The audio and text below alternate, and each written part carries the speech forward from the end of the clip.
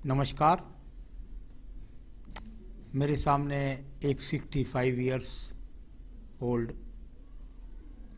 व्यक्ति का मेरे सामने हाथ है और इनकी उंगली के बारे में मैं बात करने जा रहा हूं। तो बिल्कुल मुझे निश्चित रूप से जो फोकस करना होगा वो इनकी इसी आयु के फैक्टर की तरफ करना होगा, क्योंकि जो पिछले गटर गर्म होती हैं, उनकी रेखाएं होती हैं, उनको बहुत सारी अस्त भी हो जाती हैं, उदय भी हो जाती हैं। तो मेरा ध्यान रहेगा पूरा फोकस इनकी इस उंगली पर। यहाँ पर मैंने कनिष्ठा उंगली को देखा, थोड़ा सा आगे बढ़ी हुई है। दूसरे चित्र में देखने का प्रयास करता हूँ कनिष्ठा उंगली को। यहाँ पर बिल्कुल एकदम निश्चित रूप से ये कनिष्ठा उंगली यहाँ तक ही है, यानी सूर्य की उंगली के प्रथम अलगाव के पास तक की इसकी लंबाई है।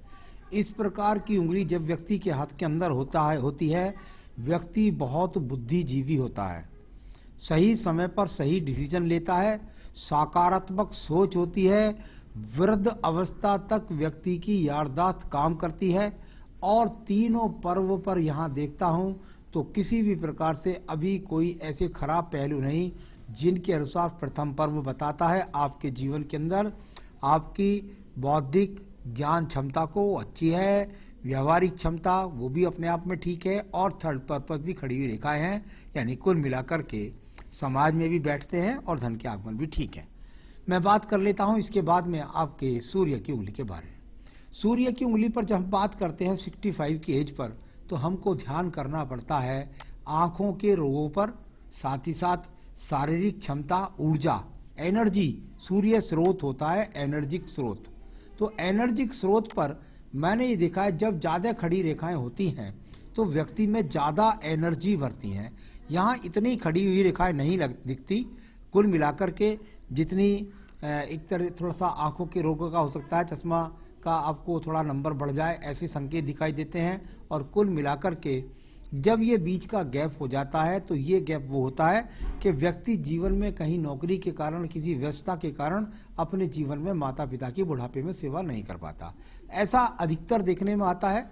व्यक्ति का जीवन काफ़ी स्थान परिवर्तनों में बीतते हुए देखा है मैंने। तो ये वो चीज़ है, कभी कभी माता पिता की संपत्ति, पैतृक संपत्ति पे झगड़े झंझट का सामना भी करा देती है। तो इस तरीके से इन फलों को पढ़ा जाता है।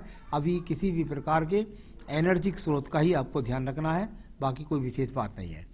बात करते हैं आपके यहाँ पर सीधा शनि की उंगली के बारे में। देखिए, शनि की उंगली धन के कारक के रूप में, और ये ऊपर के चिन्ह पर इस तरह के दूषित चिन्ह यहाँ पर दिखाई दे जाए तो ये प्रथम पर्व, यहाँ पर कुछ ऊपर भी एक्स के चिन्ह हैं हल्के हल्के, ये अच्छी चीज़ नहीं है। आपका एक सवाल है और वो सवाल है नेचर कैसा रहेगा।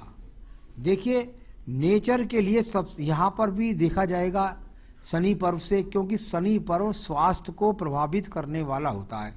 और हेल्थ कैसी रहेगी ये सवाल है आपका। जब हेल्थ की बात करें तो हेल्थ के इशू से शनि की उंगली से सबसे ज़्यादा देखा जाता है। यहाँ पर इस प्रकार के दूषित चिन्ह जब आपके पास हों तो निश्चित रूप से ऐसा निश्चित हो गया कि व्यक्ति के जीवन के अंदर दवाई एक उसका हिस्सा बन गई, उसके जीवन में दवाई का प्रवेश हो गया और वो नियमित गोली दवाई इसको खानी चाहिए। कहीं ना कहीं कोई प्रॉब्लम आ चुकी है, अगर ऐसा नहीं है तो उसको जांच करा लीजिए, जिससे आप अच्छी तरीके से स्वस्थ रहें। साथ ही साथ ये मानसिक पर्व जब विसूजित होता है तो थोड़ा सा व्यक्ति को क्रोध भी दिला देता है, तो उस पर नियंत्रण रखना है आपको।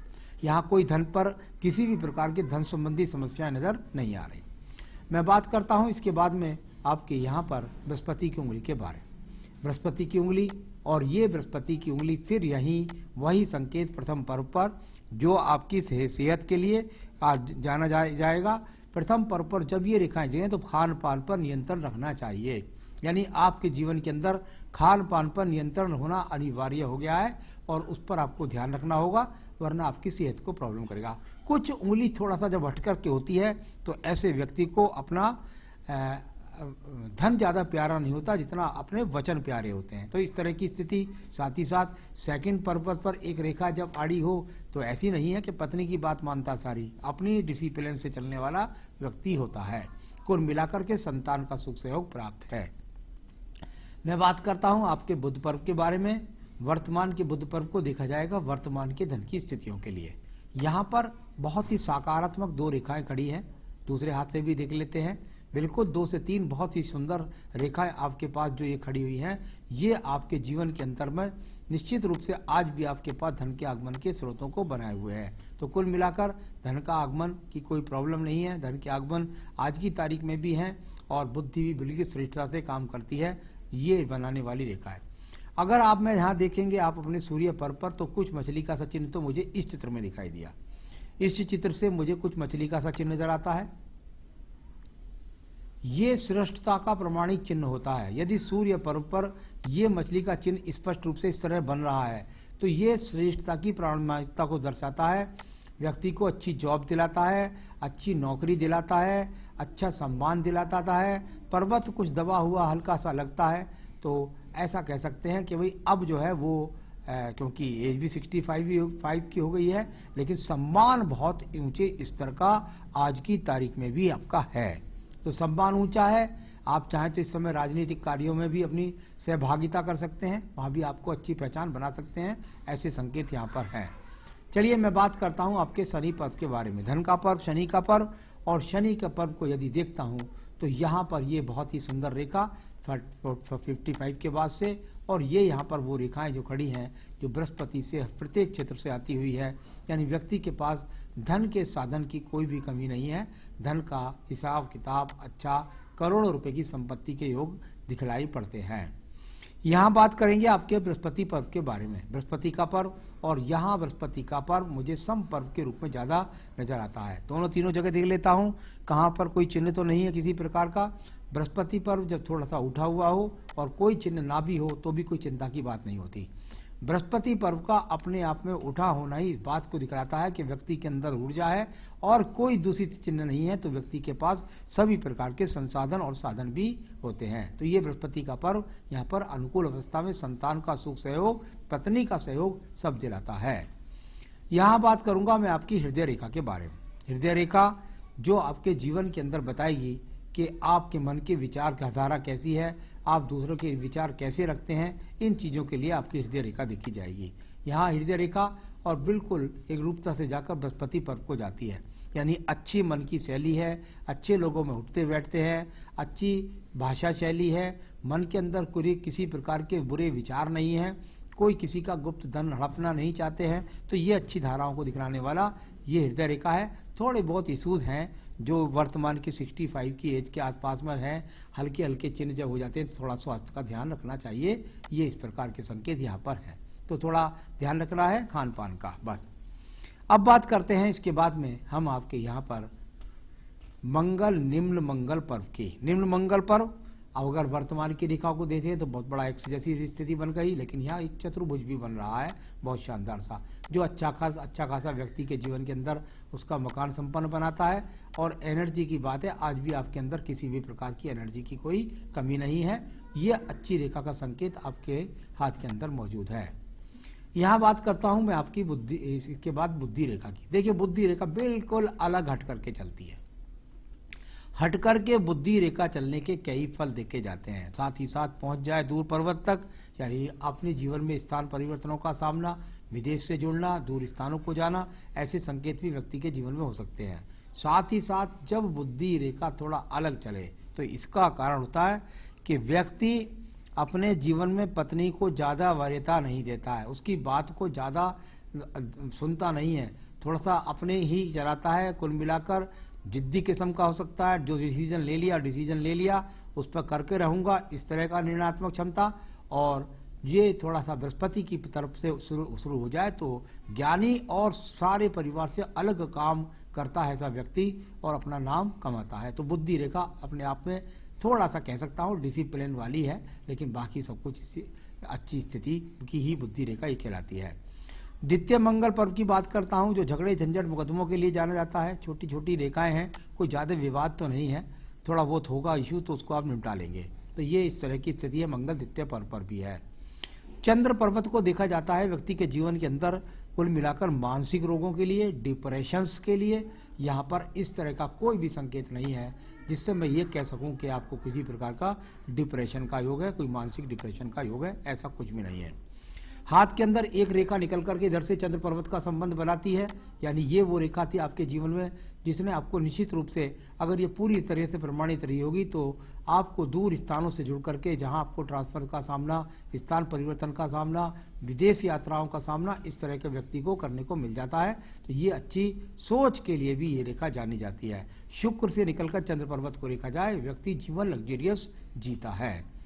मैं बात करता हूं इसके बाद में आपके पास एक अन्य रेखा की, और इस रेखा को यहाँ यदि अगर आप देखेंगे तो ये वो रेखा है जो आयु रेखा से निकलकर बुद्ध रेखा की तरफ जाती है। कभी कभी इस रेखा को स्वास्थ्य रेखा का स्वरूप माना जाता है। जब तक ये बुद्ध रेखा से नहीं मिलती तब तक ये स्वास्थ्य रेखा नहीं कहलाती है, तब तक ये सिर्फ और सिर्फ बुद्ध रेखा है, यानी कि ज्ञान की गुणवत्ता को बढ़ाती है। मैं बात करता हूँ आपकी भाग्य रेखा के बारे में।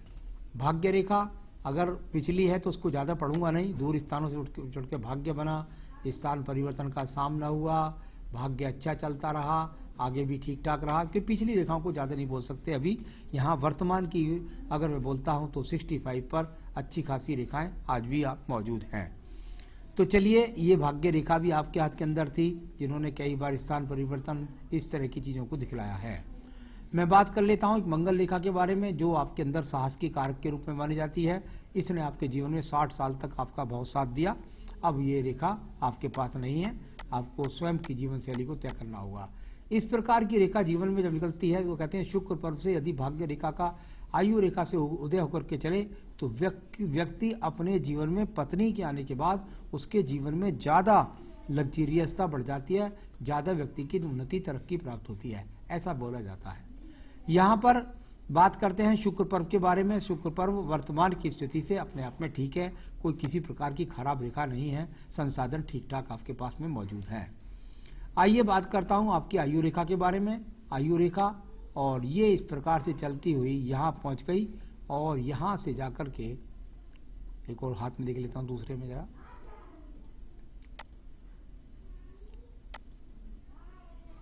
हाँ बिल्कुल, यहाँ बिल्कुल 78 वर्ष के आसपास तक की आयु रेखा है ये यहाँ पर इस प्रकार से। तो आयु रेखा भी बहुत सुंदर स्वरूप के साथ मौजूद है। तो 78 वर्ष की आयु रेखा भी है, सब तरीके से हाथ यहाँ अभी पुष्ट है। जो इसमें बात थी रेखाओं को पढ़ने की मैंने बता ही दी हैं आपको। और अच्छा स्वास्थ्य रखने के लिए पुखरा जिन्होंने पहन रखा है पहने रखें। कोई अगर साथ में अगर पहनना चाहें तो ये एक मूंगा और पहन सकते हैं, जो साहस का कारक हो जाएगा इनका। और इस मूंगे को मुझसे चाहे तो मंगा सकते हैं, मैं स्थान तक पहुंचा दूंगा। तो ये इनके रोगों पर नियंत्रण रखेगा, इसका साहस बढ़ाई रखेगा, इस कर्म क्षेत्र में इनका प्रभाव रखेगा। तो ये हम मूंगा पहन सकते हैं साथ में। तो आपने पूछा है मुझसे पैसा रहेगा कि नहीं। बिल्कुल निश्चित रूप से पैसा रहेगा, आपको कोई ज़्यादा चिंता करने की कोई भी आवश्यकता नहीं है। बुद्धि रेखा का लास्ट भी अच्छा है, हृदय रेखा का लास्ट भी अच्छा है, आयु रेखा का लास्ट भी अच्छा है, भाग्य रेखा भी ठीक है। तो कुल मिलाकर पैसा रहेगा जीवन में, चिंता की कोई आवश्यकता नहीं है। हेल्थ के बारे में बिल्कुल कोई बड़े इश्यूज नहीं है, हाँ लग चुके हैं, उन पर नियंत्रण दवाई का और खान पान का रखिएगा। नेचर के बारे में आपने पूछा है, वो ज़रूर थोड़ा सा नियंत्रण रखना पड़ेगा। जब आपकी बुद्धि रेखा आयु रेखा से अलग होती है, व्यक्ति डिसिप्लिन वाला होता है, कुछ कड़क मिजाज का होता है, आगे आगे ये वृद्धि होगी, झुंझलाहट भी आएगी, क्रोध भी आ सकता है, उस पर आपको नियंत्रण रखना है। तो यहाँ ये इस बात का आपको ध्यान रखना है। लास्ट एज कितना है, एज मैं आपकी बता चुका हूँ। और घर वाले क्या साथ व्यवहार कैसा होगा, तो व्यवहार सिर्फ आपको अपना व्यवहार पर नियंत्रण रखना है, क्योंकि आपकी जो बुद्धि रेखा है उसका उदय मैंने बताया, फिर बता रहा हूँ तीसरी बार कि जब जब ये अलग हट करके चलती है तो व्यक्ति डिसिप्लिन वाला ज़्यादा होता है। इस उम्र में ज़्यादा डिसिप्लिन नहीं, बच्चों के अनुसार चलना चाहिए, अपने जीवन का आनंद लेना चाहिए। तो वो आपके ऊपर निर्भर करेगा कि आप उनसे तालमेल कैसा बना करके चलते हैं। तो कुल मिलाकर आपके हाथ की रेखाओं के बारे में, सवालों के बारे में, सब के बारे में मैंने बता दिया है। आपका स्वास्थ्य अच्छा रहे, इसके लिए आप बस ज़्यादा भी ना करें तो केवल एक देवी कवच रोजाना बस पूजा में पढ़ लीजिए।